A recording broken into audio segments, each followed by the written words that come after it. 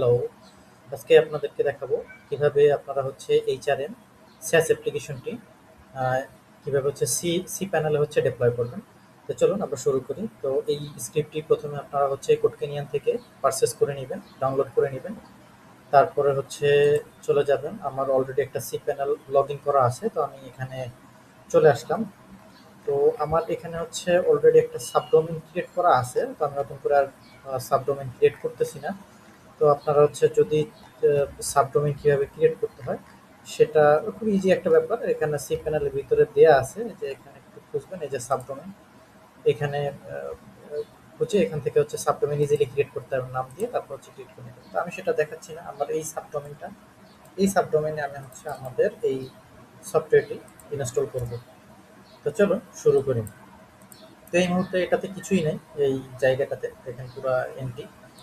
So আমি হচ্ছে যে কাজটি করব, চলে যাব সি প্যানেলের যে ফাইল ম্যানেজার আছে সেই ফাইল ম্যানেজারের ভিতরে, ফাইল ম্যানেজার, এবং ফাইল ম্যানেজার থেকে আমি এই ডোমেইনটি যখন সাবডোমেইনটি ক্রিয়েট করছি তখন হচ্ছে আমি একটা পাথ ডিফাইন করে দিয়েছি, যে কোন পাথে হচ্ছে আমার এই ডোমেইনটা হচ্ছে থাকবে। সো আমার এখানে হচ্ছে যে পাথে আছে এটা, যে ডেমো ডট, হ্যাঁ, demo.jamadarIT.com এখানে আছে। সো এখান থেকে হচ্ছে আমি যেটা করব, আপলোডে ক্লিক করব। আপলোডে ক্লিক করে আমি হচ্ছে এখান থেকে আমার ডেস্কটপ থেকে আমি হচ্ছে এই যে আহ, যেটা আমার হচ্ছে কোডকিনিয়ান থেকে ডাউনলোড করা আছে, এইচআরএম গো স্যাস এর ভার্সন 8.4, এটা হচ্ছে আমি আপলোড করব। আপলোড করতে একটু টাইম নিতে পারে, যেহেতু 144 MB একটা ফাইল, সো একটু টাইম নেবে।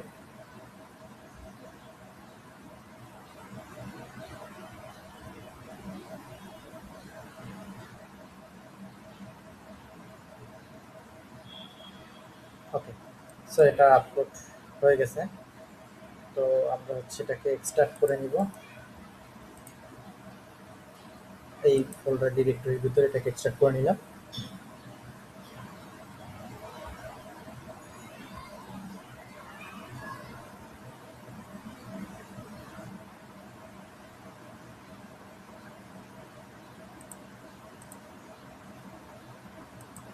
তো এটা এক্সট্রাক্ট হয়ে গেছে। সো এখন আমরা হচ্ছে যে কাজটি করব, আমরা যদি এখান থেকে এটাকে ট্রাই করি অ্যাক্সেস করার,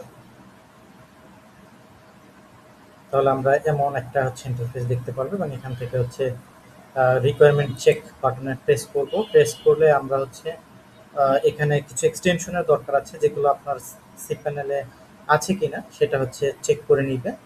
সেটা চেক করে নেওয়ার পরে আমি চেক পারমিশনে দিলাম, দেখাচ্ছে সবকিছু ক্লিন, সো সবকিছু ওকে আছে।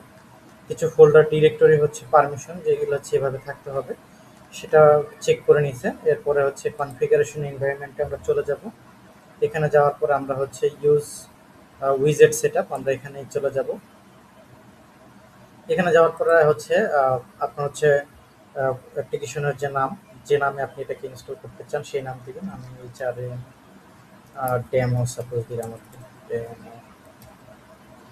এরপরে এখানে এই এনভায়রনমেন্টটা কি থাকবে, প্রোডাকশন মোডে আমরা করবো কিনা, প্রোডাকশনে দিয়ে দিলাম। আর এখানে লোকাল হোস্টের পরিবর্তে আমাদের যে ডোমেইন হবে আর কি, আমি যেহেতু সাবডোমেইনে রান করতেছি, এখানে আমার সাবডোমেইনের নামটা হচ্ছে দিয়ে দিতে হবে। আর এখানে হচ্ছে মাইস্কেল কনফিগারেশনটা দিতে হবে, তো আমার একটা ডেটাবেস ক্রিয়েট করে নিতে হবে। তো আমি চলে যাই এখানে, এবং এখানে মাইস্কেল ডেটাবেস নামে যে মেনুটা আছে আমরা এর ভিতরে চলে যাব। যাওয়ার পরে এখান থেকে আমরা হচ্ছে একটা ডেটাবেস ক্রিয়েট করে নিব, ডেমো ক্রিয়েট ডেটাবেস। ওকে, ইয়েস, ডেটাবেসটাকে আমরা হচ্ছে ক্রিয়েট করে নিলাম। এবং এই ডেটাবেসটাকে হচ্ছে আমরা একটা ইউজারের সাথে একটা ইউজারকে অ্যাক্সেস দিতে হবে, আদারওয়াইজ আমরা হচ্ছে ডেটাবেসটাকে অ্যাক্সেস করতে পারবো না। সো এখানে হচ্ছে আমি ইউজারটাকে সিলেক্ট করি, যে ডেমো নামে একটা ইউজার আছে, এবং ডেমো নামে হচ্ছে আহ, যে ডেটাবেসটা আছে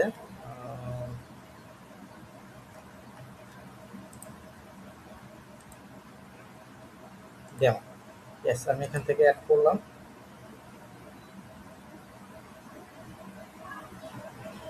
অ্যাড করে জাস্ট হচ্ছে এখান থেকে সব পারমিশনগুলো আমি দিয়ে দিলাম। আমার এই ইউজার হচ্ছে সব ধরনের পারমিশন হচ্ছে সে সবকিছু করতে পারবে, এক কথা হচ্ছে এটা।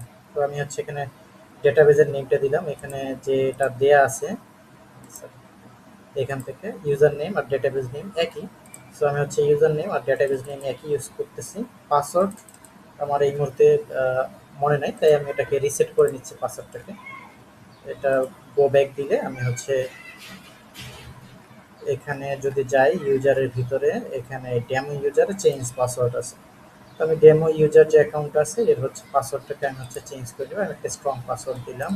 অবশ্যই আপনারা হচ্ছে আপনাদের ডেটাবেজের পাসওয়ার্ড স্ট্রং পাসওয়ার্ড হচ্ছে ইউজ করবেন।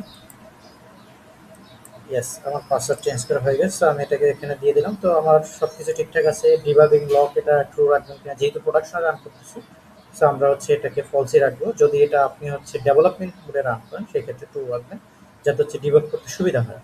সো আমি হচ্ছে ইনস্টলে ক্লিক করব।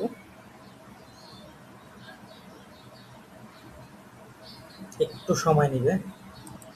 ওকে, তো ইনস্টলেশন কমপ্লিটেড সাকসেসফুলি। সো আমরা এখানে দেখতে পাচ্ছি যে আমাদের হচ্ছে সুপার অ্যাডমিনের জন্য একটা ইউজার ক্রিয়েট করে দিয়েছে, সুপার অ্যাডমিন @example.com, এবং হচ্ছে পাসওয়ার্ড হচ্ছে এটা একটা কোম্পানি ইউজার হচ্ছে আমাদের ক্রিয়েট করে দিয়েছে। আর এখানে বেশ কিছু জিনিস আছে, তো এইগুলো আমাদের না দেখলেও চলবে। তো আমরা এখান থেকে চলে যাব, এখানে ক্লিক করব, নিউ ট্যাবে আমি ক্লিক করলাম, গো টু ড্যাশবোর্ড। তো নিউ ট্যাবে ক্লিক করার পর দেখেন আমাদের এই সাবডোমেনে কিন্তু এই অ্যাপ্লিকেশনটা রান হয়ে গেছে। সো এখন আমি হচ্ছে অ্যাডমিন ইউজার হিসেবে এটাকে লগ ইন করবো। লগ ইন করে দেখবো যে সুপার অ্যাডমিন ইউজার হিসাবে। সো আমি হচ্ছে সুপার অ্যাডমিন ইউজারের যে ইউজার নেম সেটাকে নিয়ে নিলাম, এবং সাথে হচ্ছে আমি পাসওয়ার্ডটাকে নিয়ে নিলাম।